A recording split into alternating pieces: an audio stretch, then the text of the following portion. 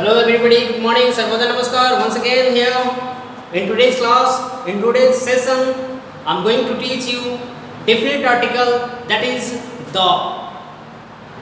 क्या पढ़ेंगे आज? Definite article. पिछले क्लास में आपने पढ़ा indefinite और मुझे पूरी उम्मीद है कि आपने indefinite article को अच्छे से ऑब्जर्व किया, उससे रिलेटेड एक्सरसाइज भी किया. Very good. आज के सेशन में पढ़ते हैं use of the.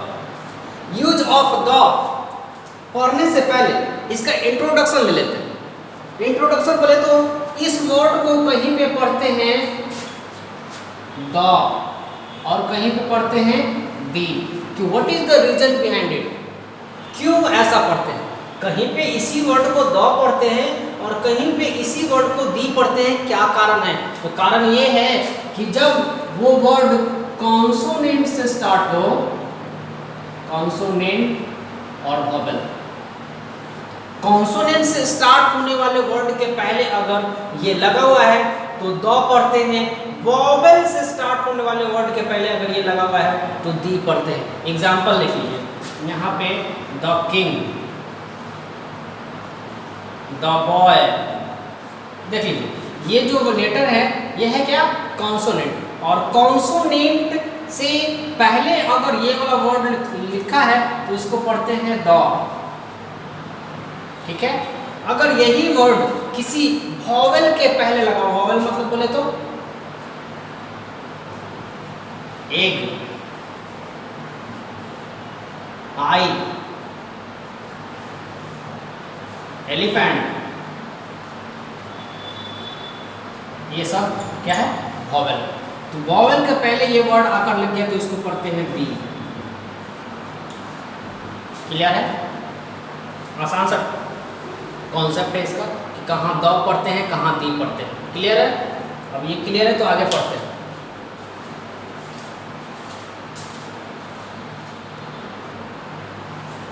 Late us start. Where we use article the. हमने 4 पॉइंट्स लिखे हैं. ऐसे 4 पॉइंट्स नहीं होते हैं, इसके 20 से 25 पॉइंट्स होते हैं जहाँ पे हम आर्टिकल का यूज़ करते हैं.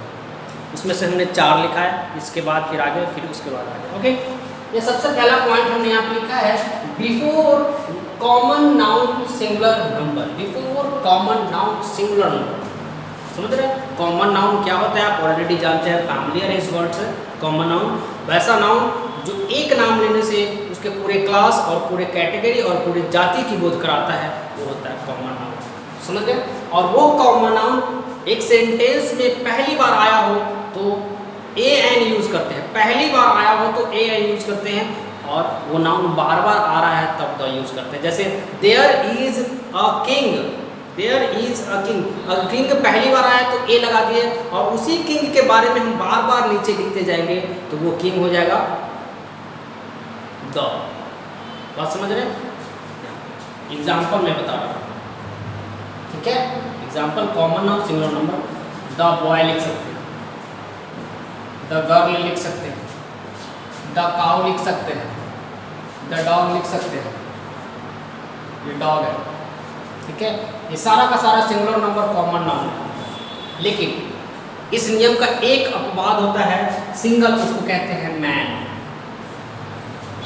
उसको कहते हैं मैन. ये पूरे इंग्लिश ग्रामर में एक ऐसा वर्ड है जिसके पहले द नहीं लगता. द नहीं लगता. मैन के पहले द नहीं लगता है, चाहे वो सिंगुलर हो या फिर प्लूरल. ठीक है. बाकी जितने भी कॉमन नाउन है, जितने भी कॉमन नाउन है वो सिंगुलर फॉर्म में है तो उसके पहले द लगा सकते हैं. क्लियर? दूसरा point, before the names of reverse. इस ब्रह्मांड पे, इस पृथ्वी पे, इस ग्लोब पे जितने भी तरह के रिवर हैं और उस सब का नाम है माय डियर. सब रिवर का अलग अलग नाम है. गंगा, यमुना, दामोदर, भागीरथी, प्लाना, ब्ला ब्ला ब्ला ब्ला, बहुत सारे नेम. और रिवर्स के जितने भी नेम हैं उस नेम के पहले हम द यूज करते हैं. एग्जाम्पल मैं बता दूं, द गंगा लिख सकते हैं, द यमुना लिख सकते हैं, द गोदावरी लिख सकते हैं. गोदावरी मतलब जितने भी रिवर्स के नाम है उस रिवर्स के नाम से पहले आप द यूज कर सकते हैं और आपको कोई नहीं रोक सकता. ठीक है. थर्ड नंबर पॉइंट है before the name of instrument. Instrument कौन सा? Musical instrument. हमने म्यूजिक छोड़ दिया, ये पहले आ गया और ये बाद में आ गया। म्यूजिकल इंस्ट्रूमेंट ऐसे बनेंगे before name of musical instrument. Musical instrument आप समझ रहे हैं कि वैसा वाद्य यंत्र, वैसा मशीन, वैसा टूल्स जिसको बजाने से साउंड निकलता है, जैसे तबला, हारमोनियम, पियानो, बांसुरी, जितने भी बजाने वाले यंत्र। ऐसा नहीं कि थाली पीटने लगेंगे तो वो भी उसमें से भी साउंड प्रोड्यूस होता है और थाली के पहले दो लगा देगा, गलत हो जाएगा, ज़्यादा सेंस नहीं लगाइएगा, समझ गए? वैसा वाद्य यंत्र जो वाद्य यंत्र के लिए ही जाना जाता है, थाली वाद्य यंत्र के लिए नहीं जाना जाता। झाल होता है, झाल लो ऐसे ऐसे झाल पीटने वाला, वो वाद्य यंत्र है, लेकिन थाली नहीं है। तो बजाने वाले जितने भी इंस्ट्रूमेंट हैं, उस इंस्ट्रूमेंट के नाम के पहले आप बिना कोई झिझक द लगा सकते हैं। द तबला लिख सकते हैं, द बांसुरी लिख सकते हैं, द पियानो लिख सकते हैं, द ड्रम लिख सकते हैं, द ढोलक लिख सकते हैं, द हारमोनियम लिख सकते हैं, और कोई भी आपको नहीं रोकेगा। कन्फर्म। ये फोर्थ नंबर पॉइंट है before the names of historical building. अब हिस्टोरिकल बिल्डिंग से मतलब है ऐतिहासिक, ऐतिहासिक इमारत कहते हैं। आपके ज्योग्राफी या हिस्ट्री के बुक में, आपके ज्योग्राफी या हिस्ट्री के बुक में जितने भी बिल्डिंग्स का नाम दिया है जो हिस्टोरिकल है, जो ऐतिहासिक है, उस बिल्डिंग के नाम के पहले आप हमेशा द लगाएंगे। जैसे हमारे पटना में गोलघर ऐतिहासिक बिल्डिंग है, द गोलघर लिखेंगे। ताजमहल है, द ताजमहल लिखेंगे। रेड फोर्ट है, द रेड फोर्ट लिखेंगे। हवा महल है, द हवा महल लिखेंगे। लाल किला है, लाल किला ऑलरेडी बोल चुके। और राजस्थान में बहुत सारे बिल्डिंग है, बहुत सारा का नाम याद नहीं। आपके बुक में जितने भी, मैं बता दूं कि हिस्ट्री और ज्योग्राफी के बुक में अगर कहीं भी आपको हिस्टोरिकल बिल्डिंग का नाम नजर आ रहा है, उन सब के पहले देख लीजिएगा। अगर इंग्लिश मीडियम की बुक है तो उसमें उसके नाम के पहले द लगा होगा, समझ गए? मतलब हिस्टोरिकल बिल्डिंग जितने भी हैं उन सब के नाम के पहले आप द लगा सकते हैं। और एग्जाम्पल के तौर पे क्या लिखे? द गोलघर, द जामा मस्जिद,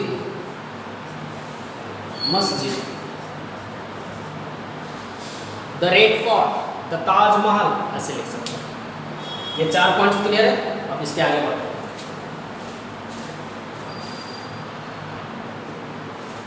फिर से हमने 4 पॉइंट्स लिखे हैं और 4 पॉइंट्स को क्लियर करते हैं, ये तब 8 पॉइंट्स हो जाएगा। देखिए यहाँ पे लिखा हुआ है बिफोर ऑर्डिनल नंबर। अब आप सोच रहे हो कि ऑर्डिनल नंबर क्या होता है? तो ऑर्डिनल नंबर जैसे हम हिंदी में पढ़ते हैं 1 2 3 4 5 6 7 8 9 10, ये ऑर्डिनल नंबर नहीं है। ऑर्डिनल नंबर कब होता है? जब इसको ऐसे लिखते हैं फर्स्ट, सेकेंड, थर्ड, या इसी को ऐसे लिखते हैं फर्स्ट, सेकेंड, थर्ड,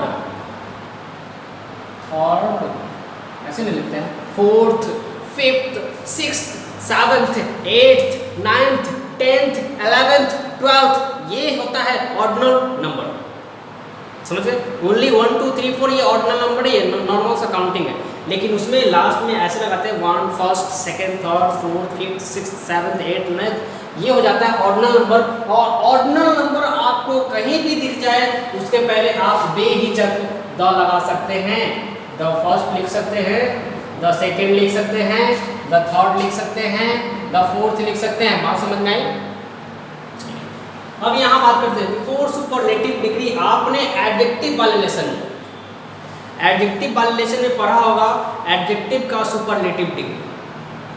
एडजेक्टिव का सुपरलेटिव डिग्री मतलब डिग्री ऑफ कंपैरिजन होती है, जिसमें पॉजिटिव डिग्री हमने पढ़ाया था, कंपैरेटिव डिग्री पढ़ाया था और सुपरलेटिव डिग्री बनाया था। तो सुपरलेटिव एडजेक्टिव का जो सुपरलेटिव फॉर्म होता है उसके पहले हमेशा द लगाते हैं। सुपरलेटिव फॉर्म समझते हैं ना, सबसे ऊपर वाला फॉर्म, जैसे गुड, बेटर। बेटर ये कंपैरेटिव है और बेस्ट सुपरलेटिव। तो सुपरलेटिव डिग्री हमेशा अपने पहले द कैरी करते हैं। Example, the tallest, the smallest, the longest, etcetera, बहुत सारे हैं। क्लियर?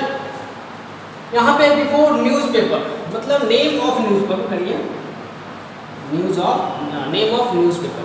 अब हमारे इंडिया में या इंडिया के बाहर कहीं भी कोई भी न्यूज़पेपर आता है, उस न्यूज़पेपर का एक पर्टिकुलर नाम होता है, पर्टिकुलर नेम होता है, और उस न्यूज़पेपर के नाम के पहले हमेशा द लगाते हैं, हमेशा द लगाते हैं। जैसे एग्जाम्पल, द आज न्यूज़पेपर आता है ना, आज द आज लिखिए। हिंदुस्तान न्यूज़पेपर आता है कि नहीं, the Hindustan, the Dainik Jagran, the Dainik Bhaskar, the राष्ट्रीय सहारा। बात समझ गए? अब ये है, ये वाला भी बताते हैं बिफोर डायरेक्शन। बिफोर डायरेक्शन मतलब दिशा, और दिशा में थोड़ा सा लोचा है, लोचा भी समझ लीजिए कि ऐसे जनरली बेसिक ग्रामर में लोग बोलते हैं कि डायरेक्शन का नाम जहां भी आपको दिख जाए आप द लगा दीजिए बिना आंख बंद कर।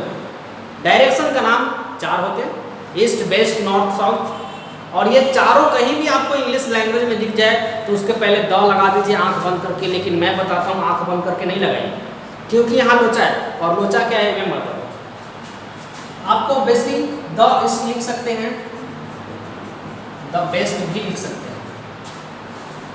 इंटरसेक्ट जो इसके और 2 पार्ट बच गए उसको भी लिख सकते हैं। लेकिन द कहाँ नहीं लिखेंगे ये मैं बता रहा हूँ एग्जाम्पल के तौर पे, कि मैं बता दूं कि मैं पूर्व दिशा से आ रहा हूँ, आई am coming from the east, I am coming from the east. ठीक है, दूसरा example, my house faces the north. ये 2 एग्जाम्पल दिख रहा है ना, बोर्ड में नीचे लिख दिया हमने, हाँ चलिए दिख रहा है। ये हमने लिखा है आई एम, या समझिएगा आई एम है लिखा हुआ, I am coming from the east और my house faces the east. Common error है यहाँ पे, दिखना पड़ेगा। जो पहला वाला सेंटेंस है,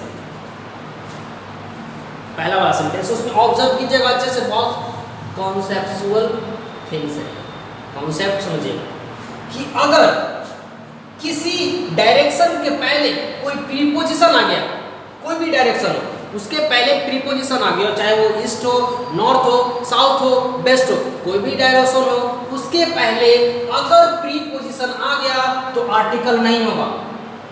देख लीजिए यहाँ पे प्रीपोजिशन दिख रहा है आपको, ईस्ट के पहले प्रीपोजिशन है, डायरेक्शन के पहले प्रीपोजिशन है, तो इसके पहले द नहीं होगा। क्लियर है? हमेशा हमेशा हमेशा। वही दूसरा देखिए, दूसरा माई हाउस फेसेस द नॉर्थ। अब ये जो नॉर्थ है, ये जो आर्टिकल ये बिल्कुल परफेक्ट है, क्योंकि इसके पहले कोई प्रीपोजिशन नहीं। अगर प्रीपोजिशन नहीं है तो द बिल्कुल सही है, एकदम लिख सकते हैं डायरेक्शन के पहले। लेकिन कहीं कहीं डायरेक्शन के पहले आपको प्रीपोजिशन दिखे तो वहाँ पे द नहीं लगाइए, नहीं तो गलत है। समझ गए? चलिए, ये 8 पॉइंट आप क्लियर हुआ, और 8 के बाद आगे चलते हैं। Yet I have written 5 points over there. 1, 2, 3, 4, 5 points. 8 points already पढ़ चुके हैं और 5 points है। पहला नंबर पॉइंट है before names of ocean and sea. Ocean and sea का नाम समझते हैं? समुद्र और महासागर। मतलब हमारे इस पृथ्वी पर जितने भी समुद्र हैं, जितने भी महासागर हैं, उन सब का एक नाम है, पैसिफिक ओशियन होता है ना। और जितने भी समुद्र हैं, जितने भी ओशियन हैं, उन सब के नाम के पहले आप द लगाएंगे। द पैसिफिक ओशियन, समझ रहे हैं? और मेरे को नाम याद नहीं है सारा, आपको याद होगा, आप करेंट स्टूडेंट हैं, आपको याद होगा, उतना ही समझिए।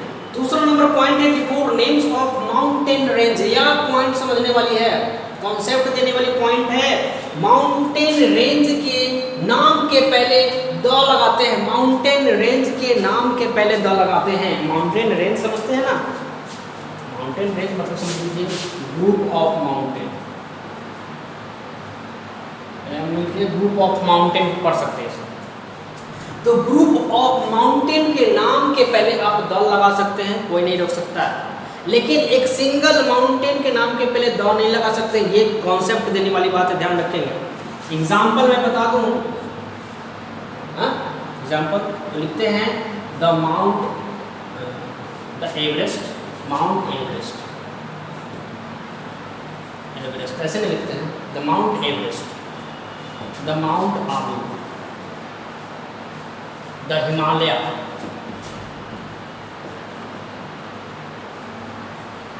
द हिमालय।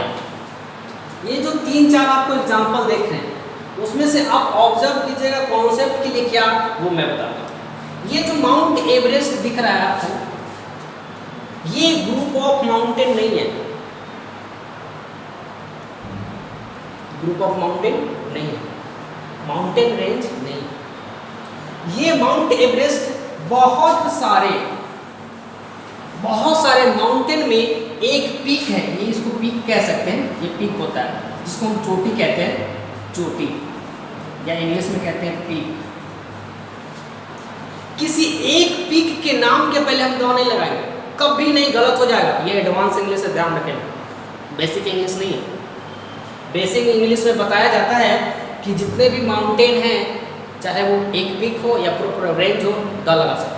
लेकिन एडवांस इंग्लिश बताता है कि आप माउंटेन रेंज, बहुत सारे ग्रुप के माउंटेन के पहले द लगा सकते हैं, लेकिन प्रॉपर किसी एक पीक के नाम के पहले द नहीं लगा सकते। और ये जो माउंट एवरेस्ट है वो हिमालय का एक पीक है, हिमालय का एक पीक है, एक चोटी है, इसलिए यहाँ पे द गलत हो जाएगा। माउंट आबू है जो शायद राजस्थान में सिचुएटेड है, और माउंट आबू भी एक चोटी है, माउंट आबू भी एक चोटी है और चोटी के नाम के पहले द नहीं लगाते।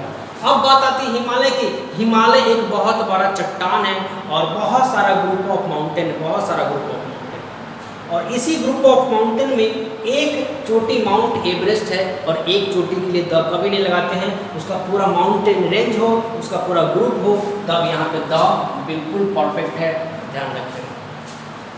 समझ रहे हैं? अब यहाँ पे देखते हैं before names of island.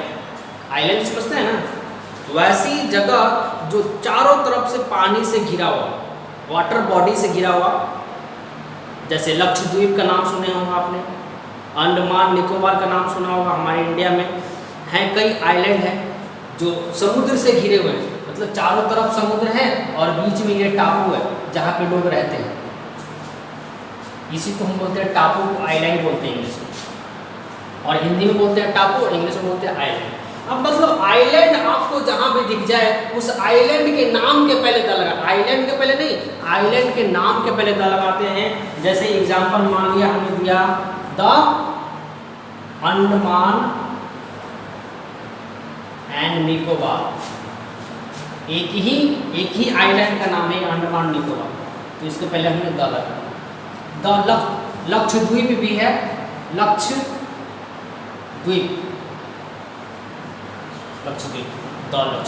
Island के नाम के पहले द लगाते हैं। उसके बाद है यहाँ पे before names of train and ships. Ship मतलब पानी में चलने वाला जहाज, हवा में उड़ने वाला नहीं, पानी में चलने वाले जितने भी जहाज हैं और ट्रैक पर चलने वाला जितना भी ट्रेन है, चाहे वो लोकल हो, पैसेंजर हो, एक्सप्रेस हो, मेल हो, सुपर फास्ट हो, कोई भी ट्रेन हो, उस ट्रेन का एक नाम होता है, हर एक ट्रेन का नाम होता है, और उस नाम के पहले आप द लगा सकते हैं। The Janshatabdi, the Jhajha Patna express, या the Jhajha Patna passenger, the Lokmanya Tilak, the Toofan express. बात समझ रहे? मतलब जितने भी तरह के ट्रेन हैं उस ट्रेन का नाम है, और उस ट्रेन के नाम के पहले आप द लगा सकते हैं। समझ रहे हैं? द टाटा पटना, ऐसा भी ट्रेन का नाम है, द टाटा पटना। समझ रहे हैं? The Himgiri, the Janshatabdi, the Shramjeevi, और शिप का नाम मेरे को याद नहीं, आपके पास बुक में बहुत सारा नाम होगा, और शिप के नाम के पहले द टाइटेनिक मेरे को याद है, बहुत फेमस शिप है ये, जो डूब गया था, द टाइटेनिक, एक शिप, और शिप के पहले द का हो गया। अब उसके बाद आता है before the names of nationality. Nationality मतलब समझते हैं, हम इंडिया में रहते हैं तो हमें इंडियन कहा जाता है, अमेरिका में रहने वाले को अमेरिकन कहा जाता है, इंग्लैंड में रहने वाले को इंग्लिश कहा जाता है, जापान में रहने वाले को जापानीज कहा जाता है, नेपाल में रहने वाले को नेपालीज कहा जाता है। और जब नेशनैलिटी की बात आती है तो नेशनैलिटी के नाम पे पहले हमेशा द आता है, ऐसे लिखेंगे द इंडियन, द अमेरिकन। केवल अमेरिका नहीं, अगर अमेरिका कहीं लिखा हुआ है तो द अमेरिका नहीं लिख सकते, द इंडिया नहीं लिख सकते, द जापान नहीं लिख सकते, द नेपाल नहीं लिख सकते। लेकिन यही नेशनैलिटी में कन्वर्ट हो गया तो इसको the Indian, the American, the Japanese, the Nepalese, the Australian, the English लिख सकते। ठीक है, और ये 5 पॉइंट भी क्लियर हो गया। इसके बाद आगे का पॉइंट पढ़ते हैं।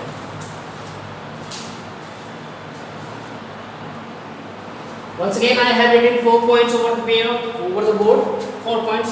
आपने 13 points ऑलरेडी पढ़ लिया और ये 4 points और एक्स्ट्रा, जिसमें आपको बता before the names of families, the is used before the names of families. और फैमिलीज की बात करें तो फैमिली कैसे कहते हैं, फैमिली को कैसे डिनोट करते हैं?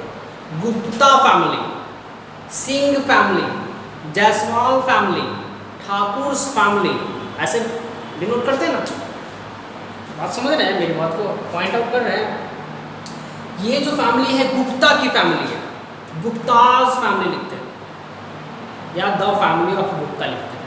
मतलब उस फैमिली में जितने भी मेंबर हैं वो सारे के सारे गुप्ता हैं, उस फैमिली में जो मेंबर है वो सारे के सारे जायसवाल, उस फैमिली में जो मेंबर है वो सारे के सारे सिंह हैं। बात समझ रहे हैं? और इसी को बोलते हैं फैमिलीज।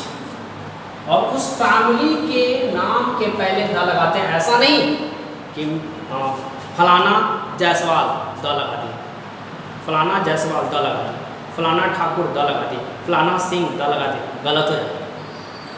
उसके पूरे फैमिली को वो डिनोट करना चाहिए, उसके पूरे फैमिली को। जैसे एग्जांपल द गुप्ताज फैमिली, मतलब गुप्ता जी के परिवार में जितने भी लोग हैं वो सारा इसमें इंक्लूड है, पूरा फैमिली इंक्लूड है। और पूरे फैमिली को जब डिनोट करते हैं तो उसके पहले द लगाते हैं।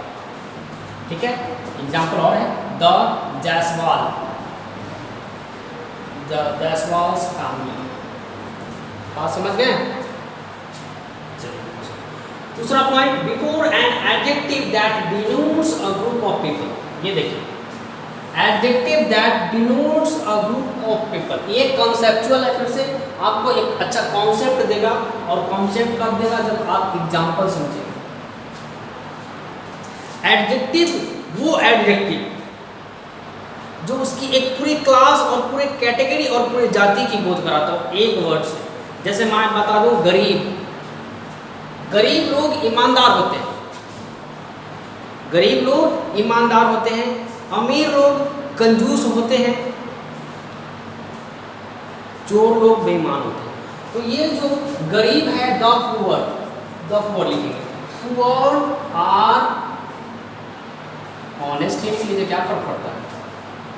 चोर ईमानदार होते हैं क्योंकि चोर भी अपना काम बहुत ईमानदारी से करता है, ईमानदारी उसका नेचर है। अगर वो अपने काम में ईमानदारी नहीं दिखाएगा तो फिर किस बात का चोर है?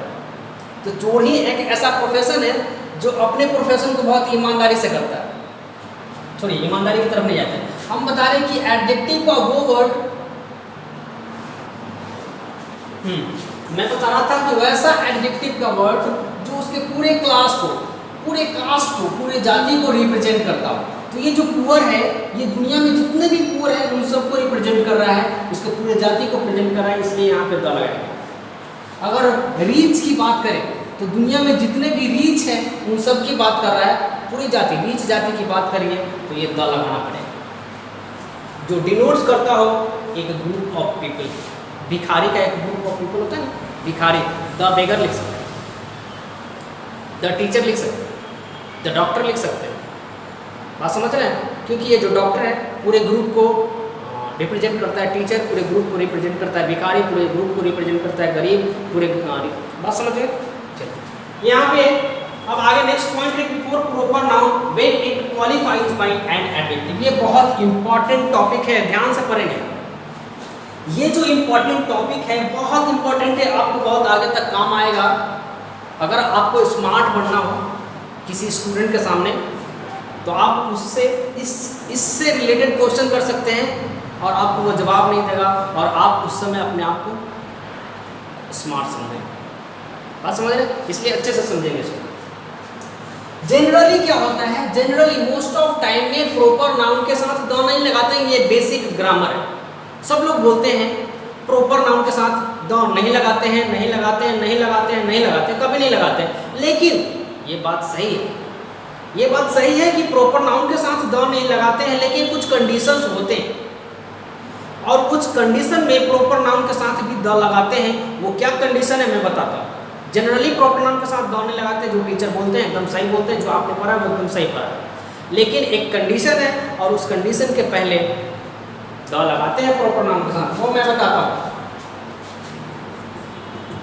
कि जब उस प्रॉपर नाउन के पहले कोई एडजेक्टिव ऐड हो, कोई एडजेक्टिव ऐड हो जो उस प्रॉपर नाउन को क्वालिफाई करता हो और वो एडजेक्टिव वर्ल्ड फेमस हो, वो एडजेक्टिव वर्ल्ड फेमस हो। जैसे लोग बोलते हैं महात्मा गांधी, क्या बोलते हैं? महात्मा गांधी। और बोलते हैं Akbar the great, Akbar the great, ऐसा बोलते हैं। जबकि महात्मा गांधी प्रॉपर नाउन है, अकबर एक प्रॉपर नाउन है, लेकिन इसके नाम के पहले द लग गया। क्यों लग गया मैं बताता हूं। ये महात्मा गांधी उनका नाम नहीं है। महात्मा गांधी नाम है, अगर आप महात्मा गांधी के बारे में जानते हैं तो उनका पूरा नाम है मोहनदास करमचंद गांधी। उनका क्या नाम है? मोहनदास करमचंद गांधी। और ये महात्मा गांधी उनको दिया गया, शायद रविंद्रनाथ टैगोर के द्वारा ये महात्मा की उपाधि उनको दी गई थी। ये उनका नाम है, लेकिन ये उनका नाम नहीं है, ये एडजेक्टिव है। महात्मा मतलब क्या? साधु, संत, महात्मा एक ही बात है। तो ये जो महात्मा है इस गांधी को क्वालिफाई कर रहा है, मतलब ये वर्ड है एडजेक्टिव, ठीक है ना। और ये एडजेक्टिव वर्ल्ड फेमस है, पूरे वर्ल्ड में महात्मा गांधी को जाना जाता है, मोहनदास करमचंद को जाना जाता है महात्मा गांधी के नाम से, और ये महात्मा वर्ल्ड फेमस हो गया। और जब कोई प्रोनाउन, कोई प्रॉपर नाउन, सॉरी कोई प्रॉपर नाउन और उसके पहले कोई एडजेक्टिव है और वो एडजेक्टिव वर्ल्ड फेमस है, तब उसके साथ आप द लगा सकते हैं बेझिझक और कोई नहीं रोक सकता। इसलिए आप द महात्मा गांधी लिख सकते हैं। लेकिन बहुत सारे बताते हैं कि द महात्मा गांधी नहीं होते, लेकिन मैं बताता हूँ द महात्मा गांधी होता है। अब यहाँ देख लीजिए Akbar the great, Akbar the great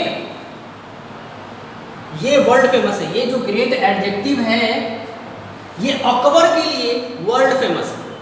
अगर बोले हम बोले महेश द ग्रेट, क्या ये सही?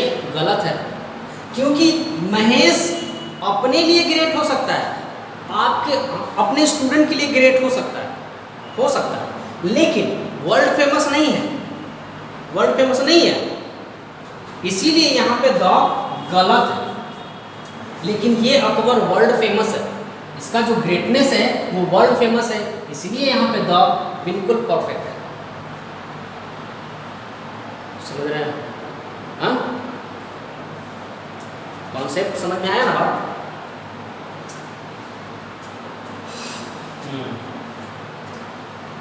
आगे लिखा है names of country. Names of country के नाम के पहले, मतलब किसी भी कंट्री के नाम के पहले हम द लगा सकते हैं। लेकिन मैं फिर भी बोलूं कि किसी भी कंट्री का नाम प्रॉपर नाउन होता है और प्रॉपर नाउन के साथ द नहीं लगाते। जैसे हमारा इंडिया है, प्रॉपर नाउन है, द नहीं लगाएंगे। अभी थोड़ा देर पहले ही बताया था। जापान प्रॉपर नाउन है। जितना भी कंट्री है उस सब का नाम प्रॉपर नाउन है और प्रॉपर नाउन के साथ द नहीं लगाते हैं। लेकिन यहाँ फिर से एक कंडीशन, वो कंडीशन क्या है ये सुनो।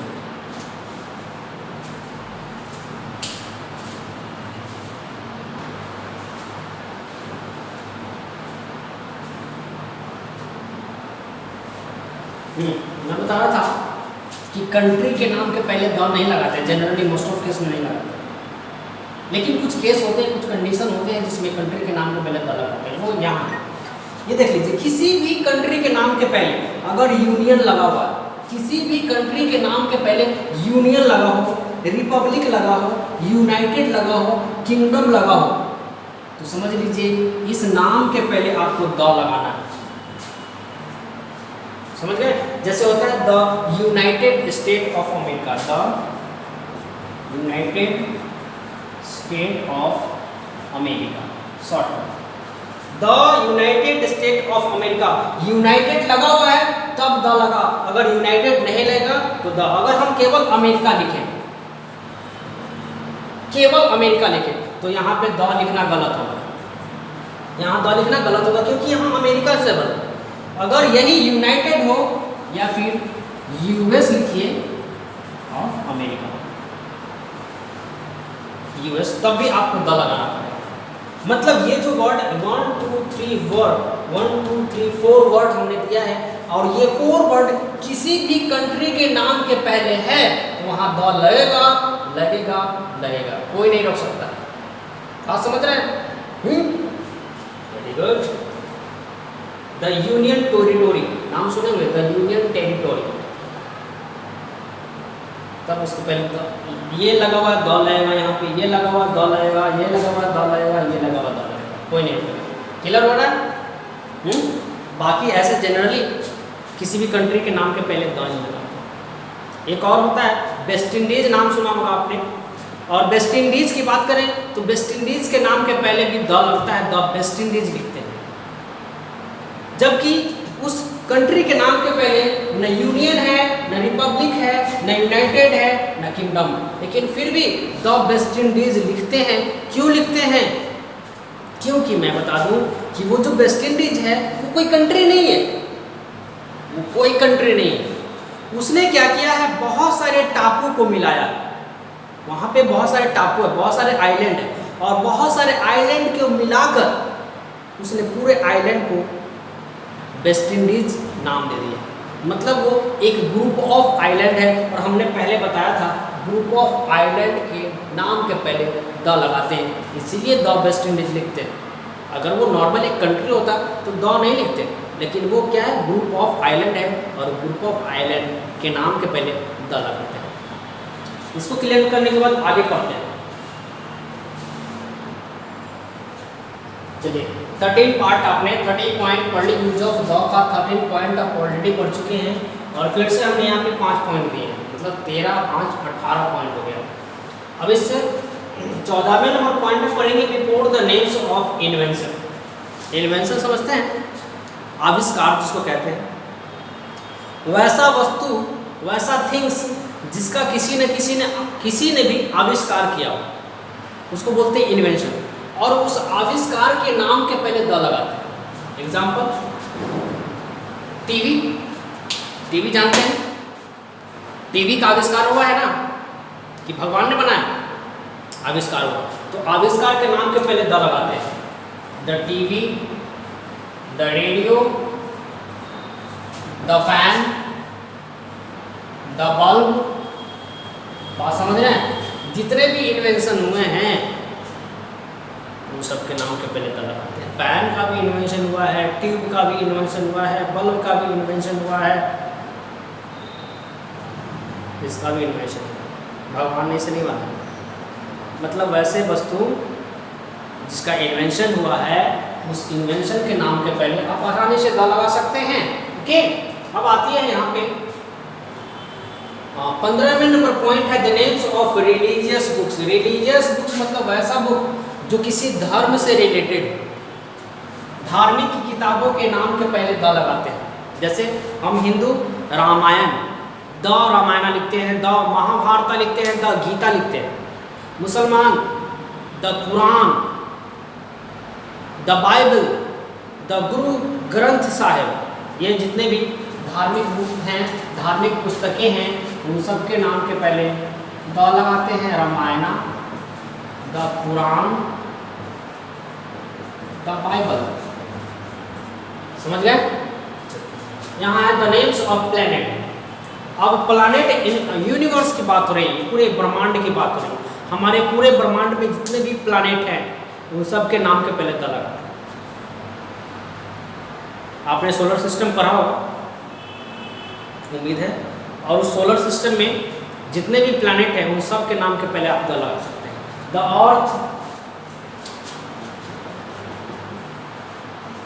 अर्थ, मून प्लैनेट नहीं है लेकिन फिर भी मून के आगे द लगाते हैं, ठीक है, क्योंकि वो क्या है, स्पेशल।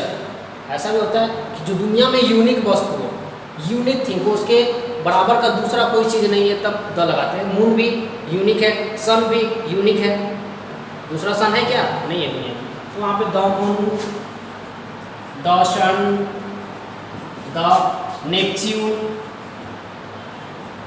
ये नेपच्यून प्लैनेट है, समझ रहे, प्लैनेट का नाम के पहले हमेशा आता है।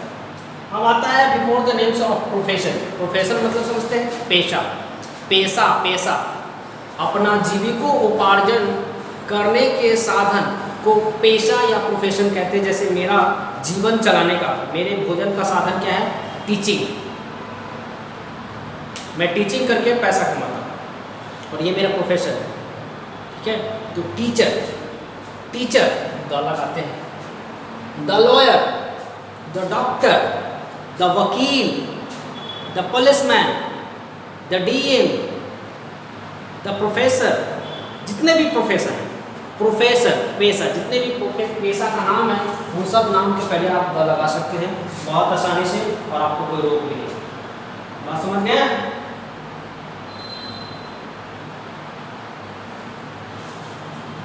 एग्जाम्पल लिखिए, द ड्रामाटिस्ट, ड्रामाटिस्ट बोले मतलब ड्रामा लिखने वाला, उसका प्रोफेशन है ड्रामा लिखना। द एक्टिविस्ट, एक्टिविटी करना इसका प्रोफेशन। बात समझ गए? अब यहाँ लास्ट नंबर है before names of religious community. यहाँ रिलीजियस ग्रुप की बात की थी और यहाँ रिलीजियस कम्युनिटी की बात करेंगे। हमारे इंडिया में कितने कम्युनिटी हैं रिलीजन की? हिंदू रहते हैं, मुसलमान रहते हैं, सिख रहते हैं, ईसाई रहते हैं, पारसी रहते हैं, जैन रहते हैं। तो ये जितने भी कम्युनिटीज हैं उस कम्युनिटीज के नाम के पहले आप द लिख सकते हैं। The Hindu, the Muslim, the Sikh, the Parsi. बात समझ रहे? रिलीजियस कम्युनिटीज के पहले द लगा, द लग गया। चलो अब इसके आगे कुछ देखते हैं।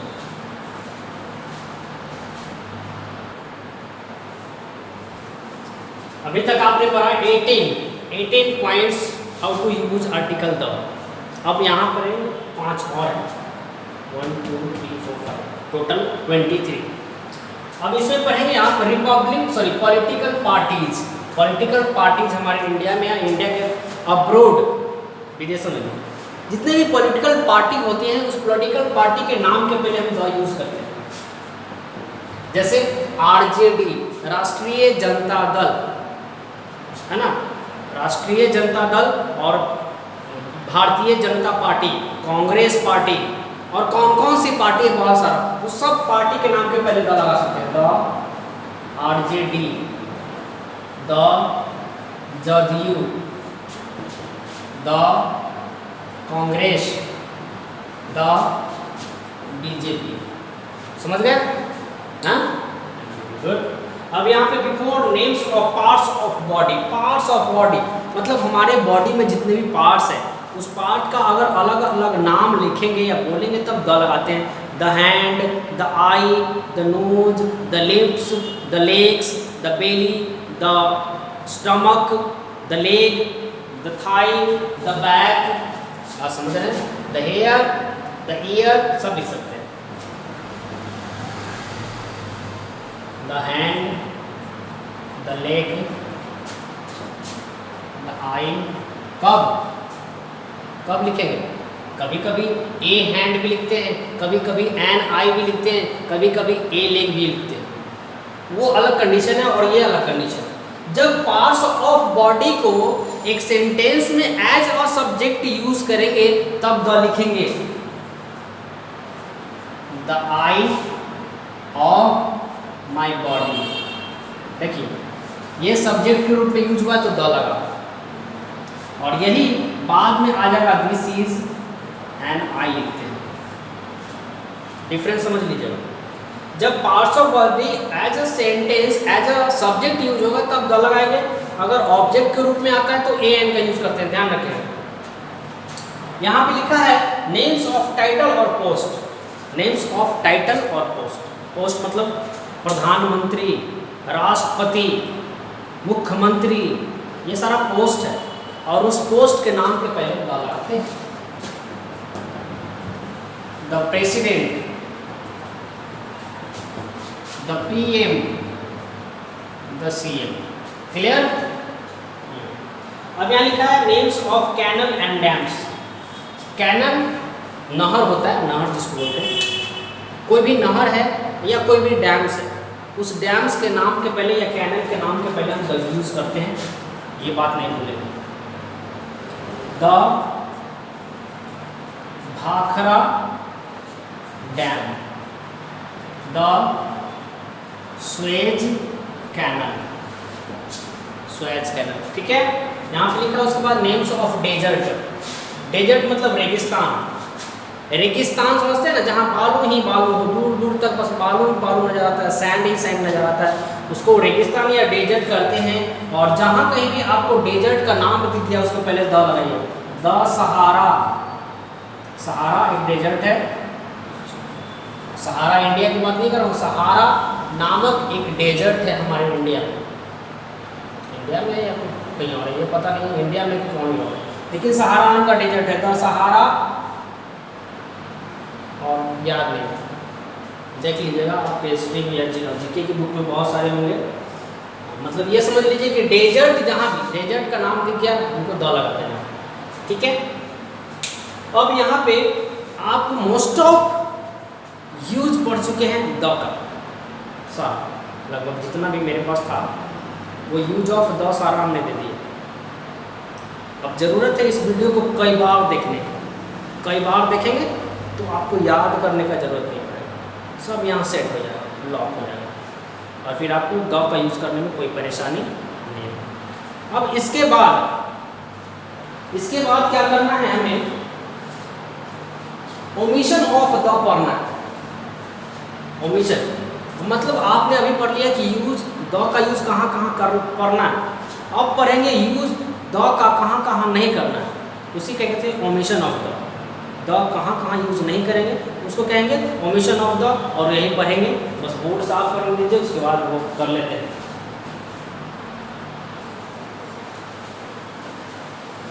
Let us study omission of the और नो आर्टिकल। आपने अभी तक पढ़ा आर्टिकल कहाँ कहाँ यूज़ करते हैं, अब पढ़ेंगे आर्टिकल कहाँ कहाँ यूज़ नहीं करते हैं। सबसे पहला पॉइंट्स हमने यहाँ 5 पॉइंट्स दिए हैं, और भी पॉइंट्स हैं लेकिन 5 पॉइंट्स दिए हैं, उसमें से सबसे पहला नंबर पॉइंट्स है कि लैंग्वेज के नाम के पहले द कभी नहीं लगाते हैं। लैंग्वेज समझते हैं, भाषा, हिंदी, इंग्लिश, उर्दू, फारसी, जापानीज, ऑस्ट्रेलियन, कोई भी भाषा हो, इंग्लिश, कोई भी भाषा हो, कोई भी भाषा के नाम के पहले द कभी यूज नहीं करते हैं, हमेशा से। गलती से भी नहीं कीजिएगा, गलती से भी नहीं। मतलब द हिंदी नहीं लिख सकते, द इंग्लिश नहीं लिख सकते, द उर्दू नहीं लिख सकते, नहीं लिख सकते हैं।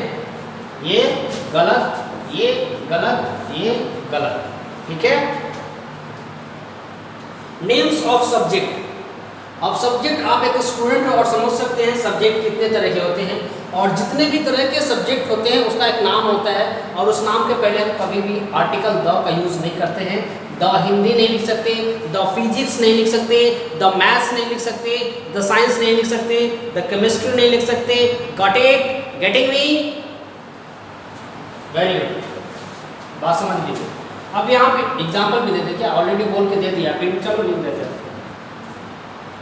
द फिजिक्स नहीं, द केमिस्ट्री नहीं, गलत, गलत, समझ गए, खाली जगह हो जाएगा। नेम्स ऑफ स्पोर्ट, खेल कूद का जितना भी नाम है, जितना भी कैटेगरी है, उस खेल कूद के नाम के पहले द का यूज नहीं करते हैं।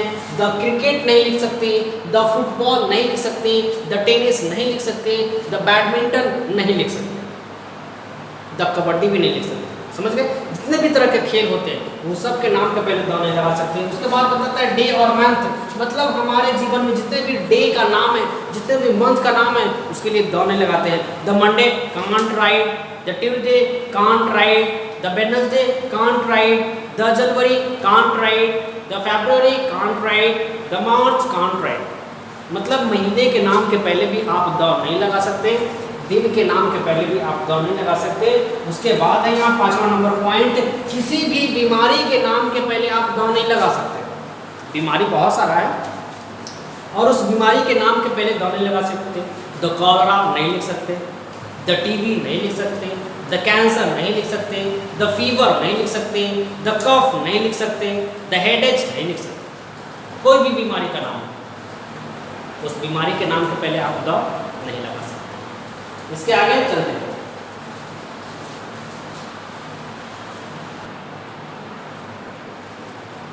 After 5 points, there is also 5 points over here. No article का 5 पॉइंट्स और है, टोटल 10 पॉइंट्स। पहले पॉइंट्स में बताता है फेस्टिवल्स और सीजन के नाम के पहले द नहीं लगाते। फेस्टिवल और सीजन के नाम के पहले क्या नहीं लगाते? द नहीं लगाते। कोई भी फेस्टिवल हो, दुर्गा पूजा हो, दिवाली हो, दशहरा हो, छठ हो, कोई भी फेस्टिवल का नाम हो, उसके नाम के पहले द नहीं लगाते। ठीक। सीजन का है, क्या क्या सीजन होता है हमारे इंडिया में? 4 सीजन होते हैं मेन, समर, विंटर, ऑटमन और नयार। मतलब सीधा सीधा समझ लीजिए कि फेस्टिवल के नाम के पहले द नहीं लगाते हैं, सीजन के नाम के पहले द नहीं लगाते। सीजन समझते हैं ना, द समर नहीं लिख सकते, द विंटर नहीं लिख सकते, द ऑटोमन नहीं लिख सकते, द दुर्गा पूजा नहीं लिख सकते, द दिवाली नहीं लिख सकते, द दशहरा नहीं लिख सकते, द ओणम नहीं लिख सकते, द क्रिसमस नहीं लिख सकते। ठीक है। ये फूड आइटम, खाने वाले आइटम का नाम है। खाने वाले ईटेबल आइटम्स जितने हैं उसके प्रॉपर नाम है और उस नाम के पहले द नहीं लगा सकते। द रोटी नहीं लिख सकते, द ब्रेड नहीं लिख सकते,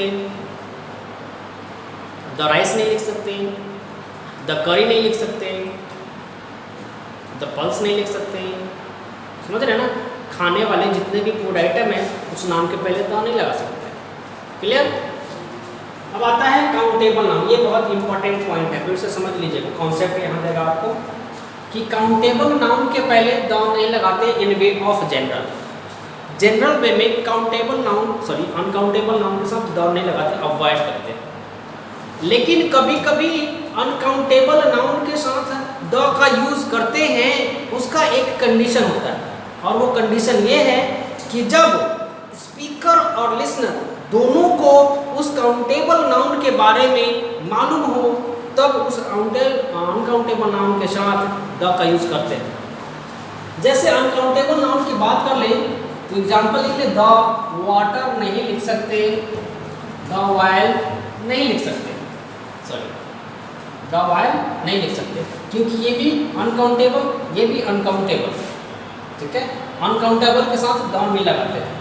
एकदम समझ में आ गई बात। लेकिन वो कंडीशन क्या है जब हम अनकाउंटेबल के साथ द लगाते हैं? तो हमने बताया कि जब स्पीकर को, मतलब बोलने वाले को और सुनने वाले को, लिसनर, बोलने वाले को और सुनने वाले को, दोनों को उस अनकाउंटेबल नाउन के बारे में मालूम हो तब उस अनकाउंटेबल के पहले द यूज करते हैं। अब एग्जांपल मैं बता दूं कि ये जो वाटर बॉटल है, ये वाली आप देख रहे हैं वाटर बॉटल है, ये मेरे हाथों में जो मुझे भी दिख रहा है और आपको भी दिख रहा है। ठीक है। अब मैं बोलूँ इस बॉटल का जो पानी है वो गंदा है। बताइए इस बॉटल में जो पानी है वो काउंटेबल है या अनकाउंटेबल? अनकाउंटेबल। और अनकाउंटेबल के साथ द नहीं लगाते। लेकिन स्पेशल कंडीशन में बता रहा हूँ कि मैं बोलूँ कि इस बॉटल की जो पानी है वो गंदा है, मतलब मैं स्पीकर और आप लिसनर और आपको भी मालूम है, आप देख सकते हैं ना, देख सकते हैं। सामने होते तो, अभी तो लाइव नहीं है, सामने होते तो आप देख पाते। तो सामने की कंडीशन में आप भी देख रहे हैं इस पानी को और मैं भी देख रहा हूँ पानी को, मतलब मैं भी इस पानी को जानता हूँ, आप भी इस पानी को जानते हैं। फैमिलियर हो गया। अब जब बोलने वाला और सुनने वाला दोनों उस अनकाउंटेबल नाउन के बारे में जानता हो, तब उस कंडीशन में उस अनकाउंटेबल नाउन के साथ हम द लगाते हैं। समझ गए? एग्जाम्पल देता हूँ। The water of the bottle is dirty. देख लीजिए, the water of the bottle is dirty. इससे ये पता चलता है कि इस वाटर के बारे में स्पीकर को भी मालूम है और लिसनर को भी मालूम है। ठीक है? आपके घर के पीछे जो एक कुआं है, उस कुएं का पानी बहुत मीठा है। एग्जाम्पल दे रहे हैं, आपके घर के पीछे है कि नहीं है आई डोंट नो, लेकिन एग्जाम्पल मैं दे रहा हूँ। इस एग्जाम्पल से आप क्लियर कर सकते हैं कि आपके पीछे एक कुआं है, आपके घर के पीछे एक कुआं है और उस कुएं का पानी बहुत मीठा है। तो मैं पिया हूँ कभी पानी, तभी ना मैं जानता हूँ उसके बारे में, और वो आपके घर के पीछे है तो ऑब्वियसली आप जानते हैं। तो उस पानी के बारे में आपको भी मालूम है एज ए लिसनर, और उस पानी के बारे में मुझे भी मालूम है एज ए स्पीकर। तब उस पानी के लिए द लगाएंगे। The water of the well that is behind your house is very sweet. समझ गए? लेकिन बोले पानी गंदा होता है, पानी गंदा होता है, द नहीं लगेगा। यहाँ देखिए, पानी गंदा होता है, पानी गंदा होता है। सेंटेंस में सेंटेंस बताता है होता है, मतलब पानी का नेचर बता रहा है कि पानी का नेचर ही है गंदा होना। ऐसा है क्या? पानी नेचुरली गंदा है? नहीं, हम आप उसे गंदा कर देते हैं। नेचुरली पानी बहुत साफ होता है, और जब नेचर की बात करता है तब हम द नहीं लगाते हैं, वाटर लिखते हैं। Water is dirty, water is dirty. ठीक है, नेचर बताता है। लेकिन जैसे ही किसी प्रॉपर वाटर की बात करेगा, यहाँ पे द लग जाएगा, द वाटर इज डर्टी। बात समझ रहे हैं? पानी गंदा है और पानी गंदा होता है में बहुत अंतर है। मैं फिर से बताता हूँ आपको, अगर कहीं प्रॉब्लम होता है तो मैं फिर से बता रहा हूँ। ये देख लीजिए आप, पानी गंदा है और पानी गंदा होता है, दोनों सेंटेंस में बहुत डिफरेंस है। एक होता है मतलब नेचर दिखाता है कि सांप डरावना होता है, हाथी बड़ा होता है, शिक्षक दयालु होते हैं, माँ दयालु होती है, ये नेचर शो करता है। और जब भी नेचर शो करेगा किसी अनकाउंटेबल का, तो वहाँ द नहीं होगा, केवल वाटर होगा, वाटर इज डर्टी। लेकिन यहाँ पे होता नहीं है, होता गायब है, और ये सेंटेंस बता रहा है पानी गंदा है, पानी गंदा है। मतलब सेंटेंस की फीलिंग को समझेंगे कि किसी प्रॉपर वाटर को देखकर बोला जा रहा है ये पानी गंदा है, ये पानी गंदा है, ऐसा बोलते हैं ना, पानी गंदा है। तो इस पानी की बात हो रही है। और स्पेशल कैसे है, मतलब लिसनर और स्पीकर दोनों को पता है इस पानी के बारे में, तब इसके लिए हम लिखते हैं द वाटर इज डर्टी। बात समझ रहे हैं? क्लियर है? अब आते हैं उसके नीचे वाला पॉइंट है प्रॉपर नाउन प्लस एस। वो है प्रॉपर नाउन प्लस, ये प्लस लिखा हुआ डियर, ध्यान रखना प्लस है ये, और ये अपॉस्ट्रोफी है, ऐसे करके और एस लगाते हैं। इसको इंग्लिश लैंग्वेज पढ़ते हैं अपॉस्ट्रोफी, जो ऐसा साइन होता है, ऐसे ऐसे ऐसे लिखते हैं राम्स, राम्स, गीताज, ऐसे, इसी को एपोस्ट्रोफी पढ़ते हैं। मतलब ये कह रहा है कि कोई नाउन हो और उसके साथ ऐसा एफ लगा हुआ हो, ये नाउन है और उसके साथ ये प्लस में एस लगा हुआ है, ये नाउन है और इसके साथ प्लस में ये लगा हुआ है। वेट बेटा, फोन आ रहा है। मैं बता रहा था कि नाउन प्लस एपोस्ट्रोफी अगर हो तो द नहीं लगाते। जैसे यहाँ पे हमने लिखा राम्स ब्रदर, ऐसे लिखो एग्जाम्पल में, राम्स ब्रदर, तो आप यहाँ पे द नहीं लगा सकते, द राम्स ब्रदर नहीं लगा सकते। लगा कब सकते हैं? इसी सेंटेंस को इसी सेंटेंस को मैं बताता हूँ, उसमें द लगता है और कैसे लगता है वो बताता है। यहाँ पे हमने लिखा राम्स ब्रदर, यहाँ पे द नहीं होगा क्योंकि ये नाउन है और उसके साथ ऑब्स्ट्रॉफ है, तो द नहीं होगा। इसी को उल्टा लिखते हैं, कैसे? The brother of Ram. तब देखिए सेंटेंस का सेंस सेम है, इसका मतलब भी सेम आ रहा है, इसका मतलब भी सेम आ रहा है, लेकिन लिखने के तरीका की वजह से एक में द लगता है और एक में द नहीं लगता है। इस बात का ध्यान रखेंगे। यहाँ भी बता रहा है राम का भाई और यहाँ भी बता रहा है राम का भाई, लेकिन ऐसे हो तो द नहीं लगेगा और ऐसे हो तो द लगेगा। दूसरा ये रामायण राम, ऐसे रामायण राम मतलब रामायण के राम, यहाँ पे द लगाएंगे गलत हो जाएगा, लेकिन इसी को इस अंदाज में लिखेंगे राम ऑफ रामायणा, रामायणा, सॉरी गलत लिखा है, रामायणा, तब यहाँ पे आप द लिख सकते हैं, the Ram of Ramayana. Clear हो रहा है? यही हमने लिखा है कि द नहीं लगता है बट लगता भी है, और ये कंडीशन है लगेगा।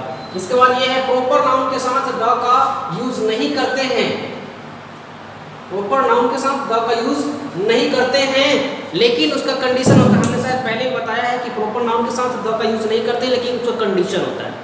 कंडीशन क्या होता है कि उस प्रॉपर नाउन के साथ कोई क्वालिफाइंग वर्ड ऐड हो, एडजेक्टिव ऐड हो और वो एडजेक्टिव वर्ल्ड फेमस हो, तब उसके साथ द लगाते हैं। जैसे मैंने बताया था the Mahatma Gandhi, Akbar the great Napoleon, the beautiful Taj Mahal, समझ रहे हैं? द ब्यूटीफुल ताजमहल ये वर्ल्ड फेमस है। अब बोलेंगे स्मार्ट महेश, तो स्मार्ट महेश वर्ल्ड फेमस नहीं है, समझ रहे हैं? इसी और दूसरा कंडीशन ये भी होता है कि जब प्रॉपर नाउन को as a common noun use किया जाता है। अब मैं यहाँ पे थोड़ा इरेज कर लेता हूँ, ऊपर वाला आप समझ चुके हैं, तब फिर बताता हूँ कि जब एक प्रॉपर नाउन को as a common noun use किया जाता है तब भी आर्टिकल यूज होता है। एक तो आपने पढ़ा कि क्वालिफाइंग वर्ड उसमें ऐड हो जाता है, एडजेक्टिव ऐड हो जाता है और वो एडजेक्टिव वर्ड फेमस हो तो द लगाते हैं। लेकिन यहाँ मैं बता दूँ कि जब proper noun becomes common noun, तब प्रॉपर नाउन के साथ द लगाते हैं या ए एन लगा, आर्टिकल लिखिए, आर्टिकल लगाते हैं। अब मैं बताता हूँ कैसे। कि मान लिया जाए कि आपके क्लास में कोई लड़का है जो बहुत अच्छा क्रिकेट खेलता है, बहुत अच्छा क्रिकेट खेलता है। अब उसके क्रिकेट खेलने के अंदाज को देखकर आप उसकी तुलना किसी बड़े क्रिकेटर से कर देते हैं, उसकी तुलना किसी बड़े क्रिकेटर से कर देते हैं और कहते हैं कि मेरे क्लास में जो कुंदन है सचिन तेंदुलकर के जैसा है, महेंद्र सिंह धोनी के जैसा है। क्या कर रहे हैं आप? तुलना कर रहे हैं।